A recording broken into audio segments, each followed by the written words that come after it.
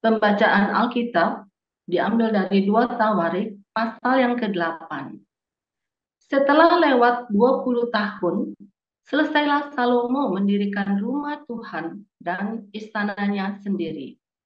Maka Salomo memperkuat kota-kota yang diberikan Huram kepadanya dan menyuruh orang Israel menetap di sana. Lalu Salomo pergi ke Hamat Zoba dan menaklukkannya. Kemudian ia memperkuat Tadmor di padang gurun dan semua kota perbekalan yang didirikannya di Hamat.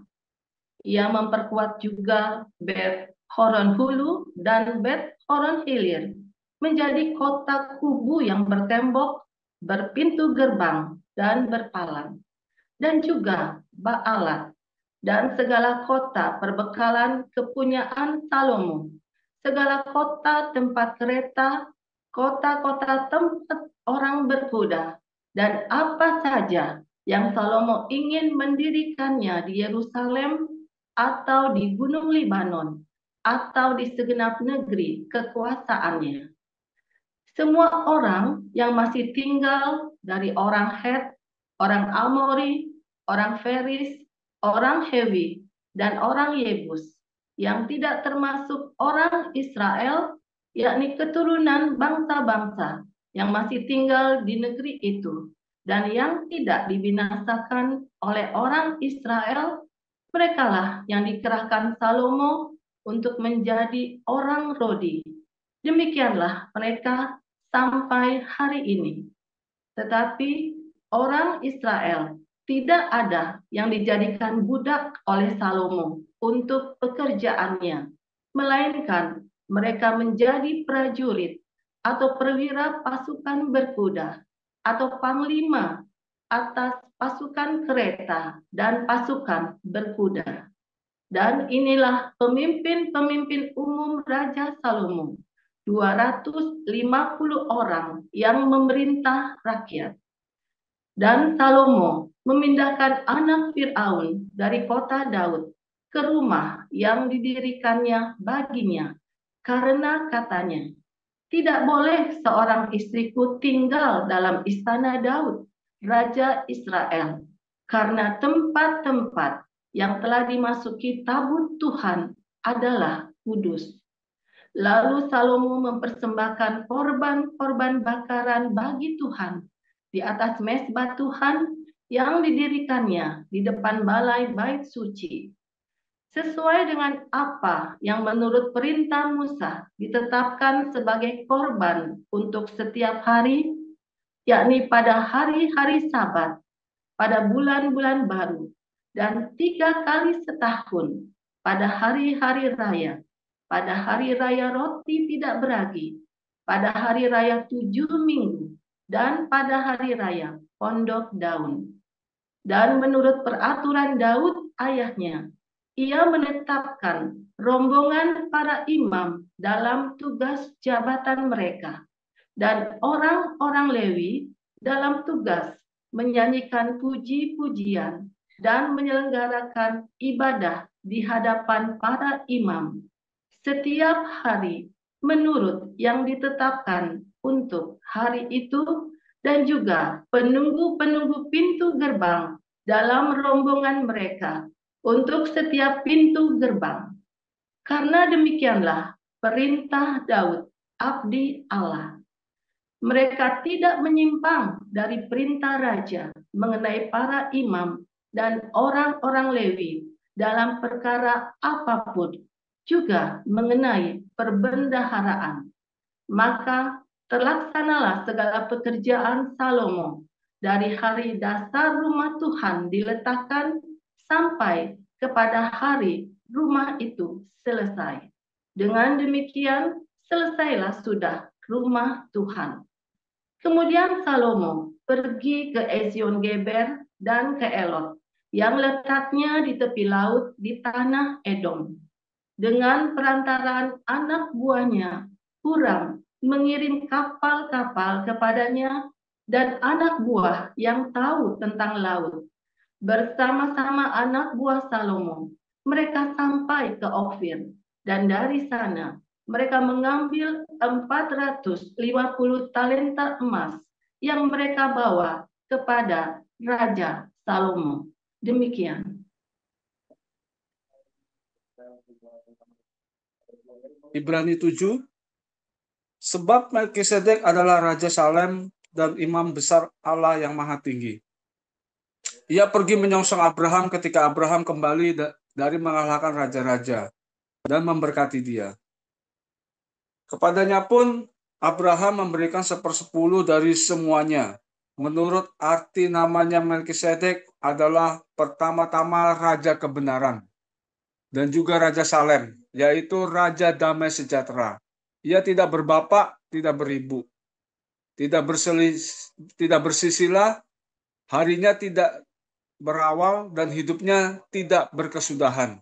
Dan karena ia dijadikan sama dengan anak Allah, ia tetap menjadi imam sampai selama-lamanya.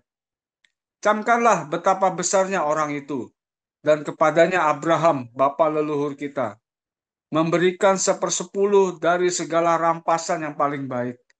Dan mereka dari anak-anak Lewi yang menerima jabatan imam, mendapat tugas menurut hukum Taurat untuk memungut persepuluhan dari umat Israel, yaitu dari saudara-saudara mereka. Sekalipun mereka ini juga adalah keturunan Abraham. Tetapi Melkisedek yang bukan keturunan mereka memungut persepuluhan dari Abraham dan memberkati dia. Walaupun ia adalah pemilik janji, memang tidak dapat disangkal bahwa yang lebih rendah diberkati oleh yang lebih tinggi. Dan di sini manusia-manusia fana menerima persepuluhan. Dan di sana ia yang tentang dia diberi kesaksian bahwa ia hidup. Maka dapatlah dikatakan bahwa dengan perantaraan Abraham dipungut juga persepuluhan dari Lewi yang berhak menerima persepuluhan. Sebab ia masih berada dalam tubuh bapa leluhurnya ketika Melkisedek menyongsong bapa leluhurnya itu. Karena itu, andai kata oleh imamat Lewi telah mencapai kesempurnaan, sebab karena imamat itu umat Israel telah menerima Taurat, apakah sebabnya masih perlu seorang lain ditetapkan menjadi imam besar menurut peraturan Melkisedek? Dan yang tentang dia tidak dikatakan menurut peraturan Harun? Sebab jikalau imamat berubah, dengan sendirinya akan berubah pula hukum Taurat itu. Sebab ia yang dimaksudkan di sini termasuk suku Lewi. Dari suku ini tidak ada seorang pun yang pernah melayani di mezbah. Sebab telah diketahui semua orang bahwa Tuhan kita berasal dari suku Yehuda. Dan mengenai suku itu, Musa tidak pernah mengatakan suatu apapun tentang imam-imam. Dan hal itu jauh lebih nyata lagi jikalau ditetapkan seorang imam lain menurut cara Melkisedek. Yang menjadi imam bukan berdasarkan peraturan-peraturan manusia, tetapi berdasarkan hidup yang tidak dapat binasa. Sebab tentang dia diberi kesaksian, engkau adalah imam untuk selama-lamanya menurut peraturan Melkisedek. Memang suatu hukum yang dikeluarkan dahulu dibatalkan, kalau hukum itu tidak mempunyai kekuatan dan karena itu tidak berguna. Sebab hukum Taurat sama sekali tidak membawa kesempurnaan, tetapi sekarang ditimbulkan pengharapan yang lebih baik, yang mendekatkan kita kepada Allah. Dan sama seperti hal ini tidak terjadi tanpa sumpah. Memang mereka telah menjadi imam tanpa sumpah, tetapi ia dengan sumpah diucapkan oleh dia yang berfirman kepadanya. Tuhan telah bersumpah dan ia tidak akan menyesal. Engkau adalah imam untuk selama-lamanya. Demikian pula Yesus adalah jaminan dari suatu perjanjian yang lebih kuat. Dan dalam jumlah yang besar mereka telah menjadi imam. Karena mereka dicegah oleh maut untuk tetap menjabat imam. Tetapi karena ia tetap selama-lamanya, imamatnya tidak dapat beralih kepada orang lain. Karena itu ia sanggup juga menyelamatkan dengan sempurna semua orang yang oleh dia datang kepada Allah. sebab ia hidup senantiasa untuk menjadi pengantara mereka. Sebab imam besar yang demikianlah yang kita perlukan, yaitu yang saleh, tanpa salah, tanpa noda, yang terpisah dari orang-orang berdosa, dan lebih tinggi daripada tingkat-tingkat surga.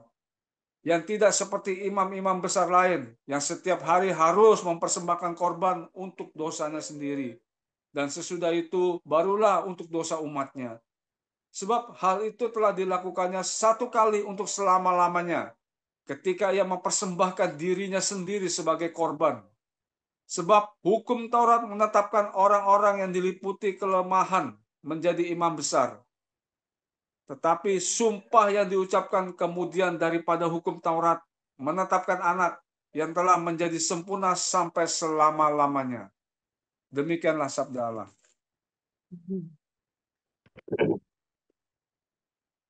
Hari ini kita namanya adalah imam besar CPZ yang ngalah-ngalahi imam besar HRS. Emang cuma dia doang ya yang bisa jadi imam besar. Ya, ya. Ya dong, asal Anda tidak mengakui saya sebagai imam besar, ngakuin dong ya. Nah, tapi imam besar yang Anda miliki ini nggak doyan perpuluhan, saudara. Doyan duit tapi nggak doyan perpuluhan. Nah, beda ya, saudara ya. Nah, sebetulnya yang menjadi imam besar itu bukan cuma saya. Kita semua adalah imam besar, saudara ya. Imam besar itu nggak cuma satu loh, saudara ya. Anda kalau lihat imam besar Kayafas, imam besar Hanas, ya. Imam besar itu dalam generasi-generasi itu nggak cuma satu. Cuma kita punya imam besar yang itu, yaitu Yesus Kristus. Tapi kita semua adalah imam besar, ya. Karena kita boleh masuk ke ruangan Maha Kudus. Apakah ruangan Maha Kudus? Ruangan Maha Kudus di mana kita berdoa ya kepada Sang Dewa, yaitu Yehova, yaitu Tuhan, Allah, apapun namanya, ya, di antara manusia berdosa dan Tuhan. Kita perantaranya. Itulah yang namanya bersyafaat. Ya. Itulah tugasnya imam besar. Bersyafaat. Saudara. Oh, Pak, agama saya tidak butuh perantara. Ya kan? Banyak orang ngaku-ngaku agamanya nggak butuh perantara kan? Mengklaim kan? Loh, Kristen itu butuh perantara. Loh, Anda butuh perantara Yesus Kristus loh imam. Orang Yahudi butuh perantara. Ya, yaitu imam besar mereka. Ya kan? Kita, orang Kristen, butuh perantara, yaitu imam besarnya kita, Yesus. Nah, tapi ada agama yang nggak butuh perantara, saudara. Ya kan? Karena mereka kepedean, tapi ternyata nggak ada yang nyampe. Ya kan? Ternyata ada kata imam lagi. Lah, imam. Bingung lah. Itu imammu itu artinya apa? Coba imam. Ya, kata maksud imam itu ya. High priest Kohen itu artinya apa coba? Imam itu kan adalah orang yang di depan yang memimpin kalian untuk menyembah. Itu namanya perantara, sama saja. Ya, nah, kalau ada nabi mereka yaitu perantara. Makanya kan kamu harus menyebut-sebut nama nabinya terus kan. Nah, itulah perantara. Ya, karena tanpa nabinya itu kan kamu tidak punya iman. Nah, itulah namanya perantara, saudara ya. Jadi perantara itu adalah orang-orang yang mendapat wahyu. Orang-orang yang mendapat wahyu, ilham. Nah, kalau bahasanya kita, yang mendapat rema.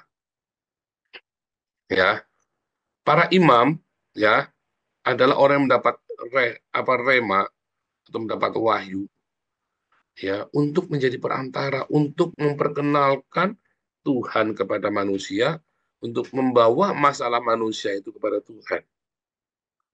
Ya, kita berdoa bagi sesama, untuk sesama kita.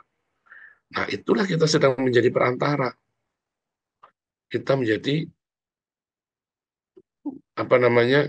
Menjadi pendoa syafaat, intercessor, ya, menjadi perantara, standing in the gap, berdiri di celah gap antara manusia dengan Tuhan. Lalu kita yang menjadi tengah-tengahnya.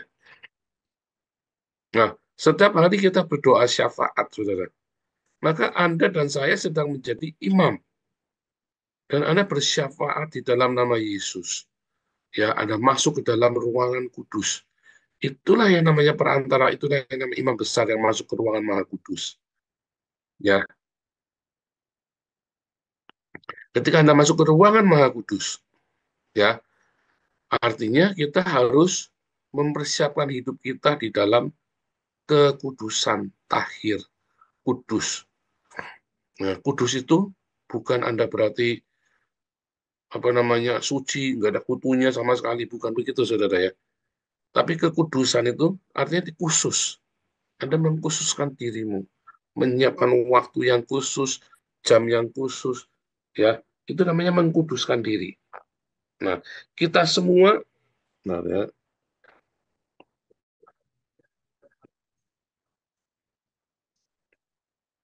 ya. Ketika Anda mempersiapkan hidupmu, persembahkanlah tubuhmu sebagai persembahan yang kudus, yang hidup, yang berkenan kepada Allah, Roma 12 ayat 1 ya.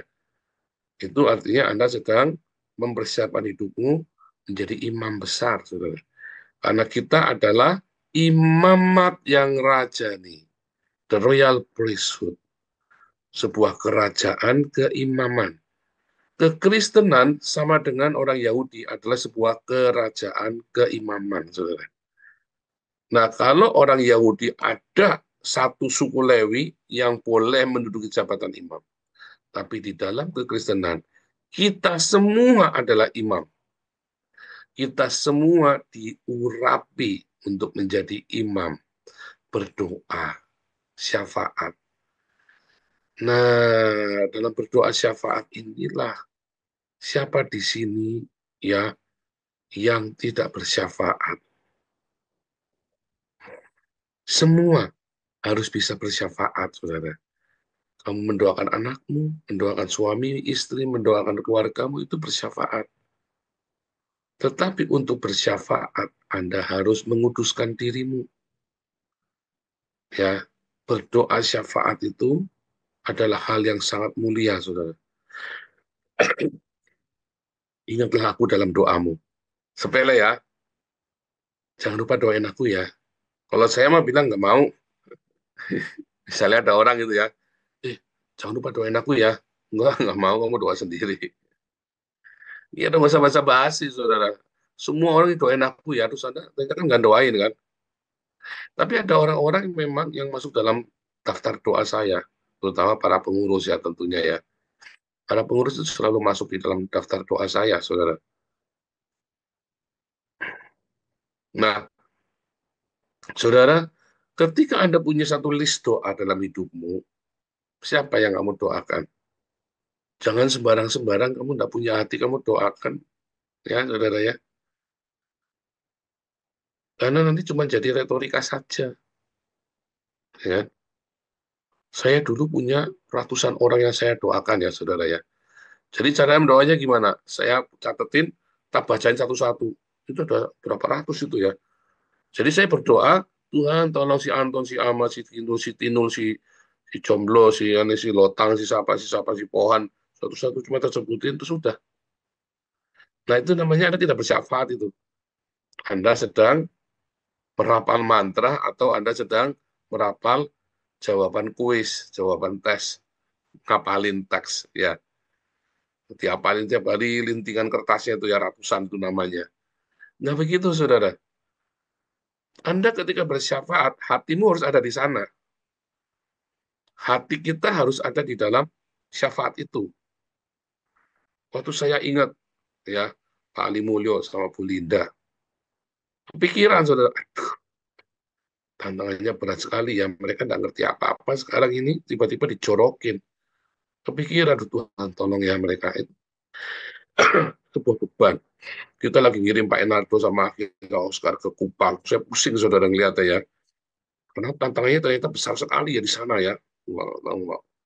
Gimana tuh? Wah, Tuhan tolong Tuhan. Beri kesanggupan di Pak Enardo sama saya bersyafaat, saudara. Terus saya juga kepikiran, Pak Enardo ini pergi-pergi terus keluarganya ditinggal. Tuh Tuhan, tolong Tuhan. Keluarganya gimana nih tinggal-tinggal terus nih. Saya berdoa. Ya berdoa juga ya buat para pengurus. Ya, semua. Bahkan untuk orang-orang yang menyakiti kita ya. Tapi sudah nggak saya doakan lagi. Dulu saya doakan di awal-awal, Tuhan tolong Tuhan. Biar mereka sadar, ya supaya jangan sampai jauh. Saya berdoa, saya bersyafaat untuk mereka. Hati saya dari sana, ya, antara marah, ada kasihan, ya kan, dan sebel gitu, ini orang goblok banget sih. Tapi tetap saya doakan. Nah, itulah bersyafaat, saudara. Itulah kita menjadi imam besar.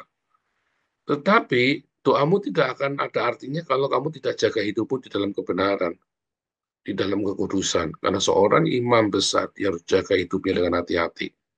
Dan selalu standby, kapanpun. Orang datang, kamu harus selalu siap tumpang tangan. Iya kan? Mendoakan kan? Jadi Anda dan saya, kita semua adalah imam dalam imamat yang rajani. Setiap saat kita saling mendoakan, setiap saat kita saling menumpang tangan. Ya, yuk kita tumpang tangan. Menumpang tangan, saudara ya. Memberikan Tuhan, ya. Kita tumpang tangan. Ketika kita memberikan penumpangan tangan, ya, menjadi seorang imam, beban kita di sana, saudara. Jangan biasakan berdoa dengan retorika. Ketika tadi Anda membaca doa-doa tadi ya, saya nggak ngerti ya, saya tidak bisa menghakimi Anda semua. Apakah Anda berdoa sungguh-sungguh, apa Anda berdoa cuman kayak baca mantra. Kalau itu jangan suruh saya, Pak. Anda harus mencoba. Karena suka nggak suka, kita adalah imam. Siap nggak siap, begitu Anda menerima Yesus Kristus sebagai Tuhan dan Juru Selamat, maka kita akan diurapi menjadi imam. Suka nggak suka, ya sudah Pak, pengurapannya nanti Pak, saya tak percaya Yesus yang nggak selamat. Karena Anda harus menerima lahir dari air dan roh. Dibaptis air dan dibaptis Roh Kudus. Ketika Anda dibaptis Roh Kudus, Anda menjadi imam. Kan diurapi kan? Kita semua adalah imam. Makanya kita disuruh saling mendoakan satu sama lain. Di dalam mendoakan satu sama lain, kita adalah imam yang di bait suci. Maka bait suci itu juga harus kudus kan? Ingat, bait suci adalah tubuh kita. Pikiran kita adalah jendelanya, jiwa kita adalah jendelanya, pikiran kita adalah imamnya, tubuh kita adalah korban bakarannya. Ya, makanya kita semua harus saling mendoakan. Ketika Anda mendoakan, apakah kamu mendoakannya dengan sukacita, atau kamu mendoakannya asal-asalan, cuma asal nyebut aja, sambil ngantuk-ngantuk? Kalau Anda terbiasa tidak dengan hati Anda mendoakan, maka dalam kehidupanmu sehari-hari juga kebiasaan begitu, retorika saja. Tapi dalam setiap doamu, kamu mintakan dengan sungguh-sungguh. Maka kamu akan terbiasa berdoa dengan sungguh-sungguh. Itu jangan berpikir Anda ketika nih dikasih tugas, kamu doa ya buat ini ya. Terus, semoga didoain saja, dibacain saja. Kamu baca sungguh-sungguh. Kalau kamu mau bikin yang rapi, ditulis, tapi doakan dengan hatimu. Ya, kadang-kadang ada yang doa nggak ngerti ini orang siapa ya. Makanya perlu ya, kalau kita mau berbuat ini, dia lagi sakit ini, kondisinya seperti ini. Mungkin ada perlu diperbaiki lagi ya. Waktu berdoa syafaat kita briefing. Kondisi keluarganya seperti apa saat ini, apa yang dibutuhkan, siapa yang mau mendoakan orang ini. Kadang-kadang kalau kita disuruh orang ini berdoa. Anda cuma doanya cuma hafalan, tok cuma nyebut nama ini, apalagi sama, siapa tadi? Ya, Lisa lupa tadi, saya doakan siapa ya tadi ya? Waduh, itu kelihatan benar Anda tidak ada hati tuh berdoa tuh. Benar nggak? Anda jangan pikir disuruh doa itu terus Anda tuh jangan gampang terus itu menunjukkan sebetulnya seberapa Anda punya hubungan dengan Tuhan. Jadi ketika Anda dapat jatah doa, hati-hati loh saudara. Lakukan dengan segenap hatimu. Lakukan dengan segenap hatimu. Jangan asal-asal tudungnya gilirannya ya pujawilah berdoa. Ah, ah, siapa? Ternyata lagi tidur saudara ya. Jangan. Ketika Anda dapat jadwal doa syafaat, Anda memimpin doa buat kita semua, kita dengar, kita mengaminkan doa Anda. Saya sering dengar itu ya, saya cekelan batuk. Jangan saudara ya. Jangan main-main ketika Anda disuruh mendoakan itu. Anda adalah imam loh. Oh imam Pak, buat makan aja lagi tidak ada Pak, imam-imam gundul peyang. Nah itulah, karena Anda terbiasa mak sembarangan, maka buat makan pun sampai tidak ada. Tapi kalau Anda belajar, Bahkan berdoa syafaat pun berdoa dengan sungguh-sungguh. Sepele ya, ketika kita berdoa meminta berkat buat orang lain, maka berkat itu datang lewat kita dulu, saudara. Iya kan? Kalau Anda terbiasa dipercaya hal-hal berkat ini, yang rohania, maka hidupmu diberkati. Beda kalau Anda terbiasa ngutukin orang.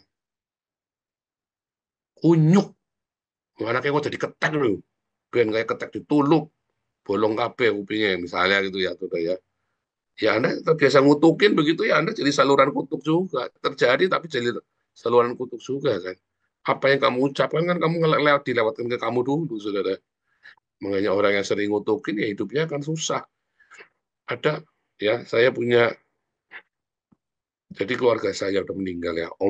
Oma saya itu orangnya baik sekali ya. Saya sangat sayang sekali sama oma saya yang baru meninggal seminggu yang lalu ya, saudara ya. Umurnya 102 tahun. Lalu oma ini punya ipar ya. Iparnya ini tiap pagi saya lihat dengan mata kepala sendiri ya, ngutukin jahat sekali, saudara. Sampai maaf ya, saudara, air kencingnya pun dilempar, di, disiramkan ke pintu kamar oma saya, saudara. Orang tua kan kamarnya sendiri-sendiri ya. Nah itu rumah kita besar, rumahnya opa itu besar sekali, ada kamar-kamarnya, saudara. Terus saya sampai sedih ya, saudara ya, karena iparnya oma saya namanya Ko ya. Ko-nya ini juga orangnya baik sama sama kita, sama cucunya baik, saudara ya. Sering masak apa, bikin enak-enak gitu ya. Tapi oma ini juga baik sekali sama saya, saudara ya. Jadi saya sedih. Ketika saya nangis, saya masih kecil ya. Kenapa kok tuh jahat sekali ini? Ya hidupnya ya makin bungkuk, makin bungkuk, makin bungkuk, makin bungkuk, saudara. Hidupnya nggak bahagia. Ya, wah matanya kayak orang aduh ya, kayak orang apa gitu ya. Saya baru tahu setelah saya udah kuliah ya, bahwa itu namanya kepahitan, saudara. Saya baru tahu itu orang kepahitan. Karena dia sering mengucapkan kutuk, ya hidupnya juga dilewati kutuk itu. Nah, oma saya, saudara ya, orangnya polos, baik hati, saudara. Terus, kenapa itu ucap kutuk? Oh, enggak akan mempan, kamu nggak usah khawatir. Karena dia kutuk, nggak ada alasannya. Terus saya disering, nih, ada makanan, lu kasih buat kok. Karena kirim ke sana, bilang, dibelikan, mau makan apa. Karena saya dibeliin makanan, saudara ya. Kalau dia kan punya toko, dia di toko, sikonya kan di belakang, dia selalu di toko. Itu rumahnya gede banget ya, 11 toko, 11 ruko jajaran sampai ke belakang, sampai ke halaman kebun gitu ya. Ya, namanya orang di kampung ya, orang-orang kaya kampung zaman dulu.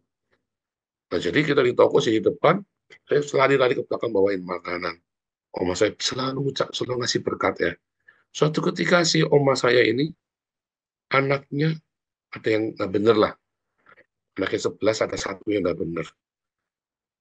Maki-maki oma saya dengan sekuat tenaga ya, saudara. Tiba-tiba dia muntah darah.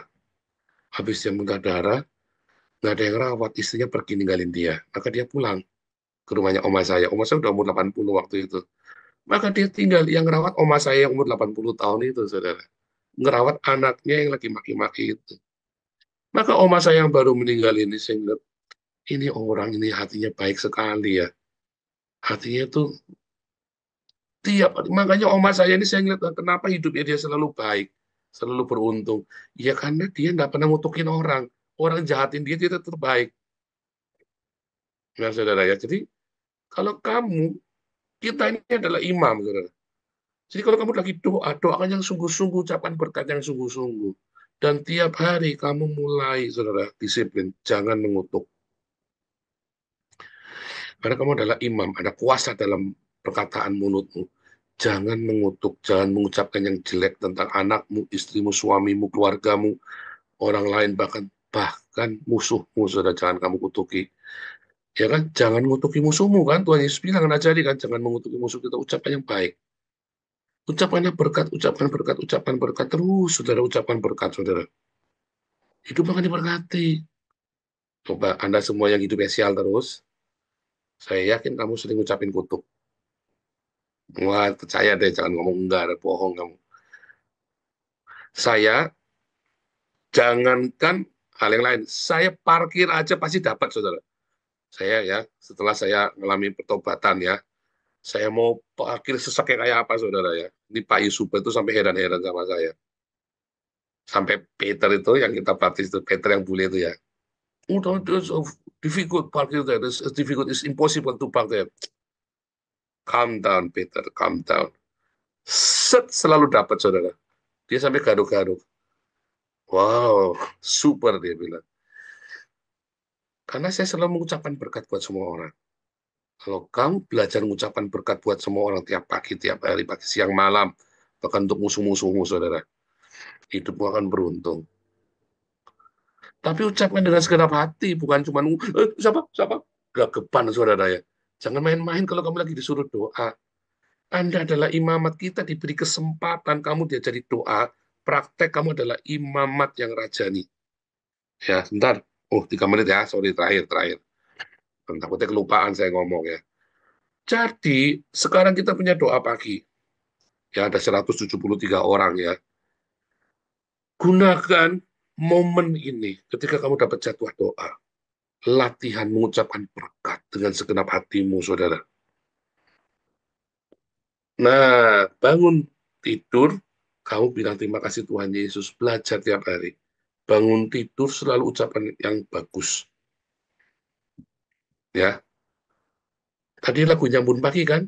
Ucapkan yang baik agar hidupmu jadi baik setiap hari kan? Ucapkan yang baik di pagi hari bangun. Pertama kali ingat-ingat ucapkan yang baik, saudara. Di pagi hari. Kata pertama yang kamu ucapkan, ucapkanlah berkat, saudara. Latihan. Latihan, saudara. Coba. Kamu praktekkan, saudara. Pasti kamu akan bahagia, kamu akan beruntung. Semua sial itu bisa tiba-tiba minggir. Kedua, ketika kamu diberi kesempatan buat berdoa syafaat, ucapkan dengan segenap hatimu, jangan asal-asalan, jangan gelagapan, saudara. Kalau perlu dicatat yang rapi, dipersiapkan. Kalau kamu tidak terbiasa ngomong depan publik, dicatat yang rapi, didoakan dengan sungguh-sungguh. Supaya orang mendengar dengan jelas makna doamu yang singkat. Ketiga, sepanjang hari, orang sejahat apapun sama kamu, ucapkan berkat sama dia, saudara. Sejahat apapun. Kalau kamu lagi marah, oh Tuhan Yesus berkati kamu ya. Paling gampang gitu, hafalin, saudara ya, di depan kaca. Ya kan, tiap hari ada banyak orang menyebalkan. Kamu latihan, kamu lagi jengkel ya, kamu masuk kamar mandi. Oh Tuhan Yesus berkati kamu ya, latihan, saudara. Sampai kamu ngomong itu tuh tanpa beban. Oh, itu harus latihan, nggak bisa langsung. Percaya saya. Kamu pikir saya bilang, saya ampuni kamu. Oh, itu saya latihan, saudara saya. Hati mah nggak bisa ya, marah ya. Benar nggak? Saya ampuni kamu. Oh, penting itu, saudara ya, kalimat itu ya. Saya berkati kamu ya, walaupun sambil marah, saudara ya. Marah. Daripada kamu, oh dasar, ya kan, keledai, busuk misalnya kan. Bilang, aku berkati kamu ya. Yesus. Jancu, aku berkati kamu ya. Boleh, saudara ya. Jancunya tetap keluar, tapi saudara ya. Jangan dong ya. Kalau bisa dihilangin jancunya. Tapi itu kan tetap lebih baik daripada kau cuma bilang jancu, jancu, sialan. Jadi kan mendingan kau bilang, jancu, aku berkati kamu ya. Kan mendingan begitu, saudara. Ya, jancuknya nanti lama-lama dihilang ya. Pertama boleh lah. Jancuknya kuat, tapi aku berkati kamu ya. Gitu, saudara ya.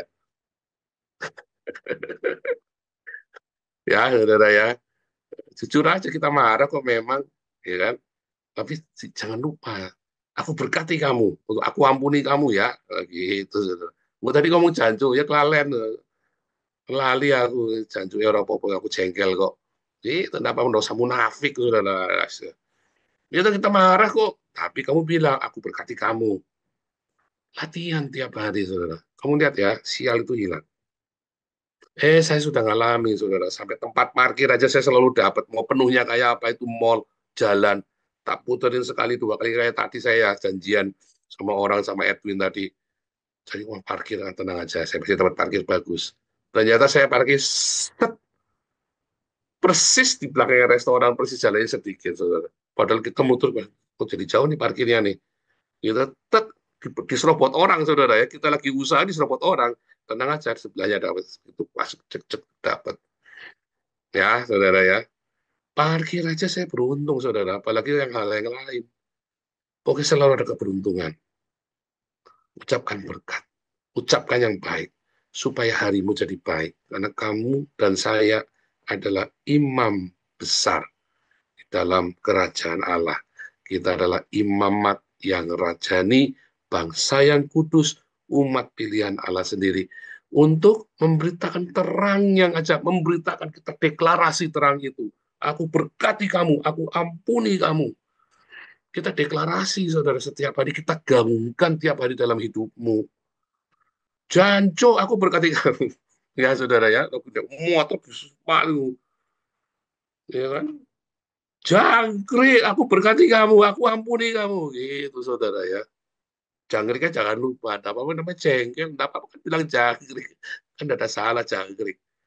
Tidak apa-apa ya. Boleh jangan munafik. Terus beneran tidak apa-apa. Tapi yang penting jangan lupa. Aku berkati kamu, aku ampuni kamu. Wah, gitu. Jangan lupa ya, saudara ya. Tuhan Yesus memberkati.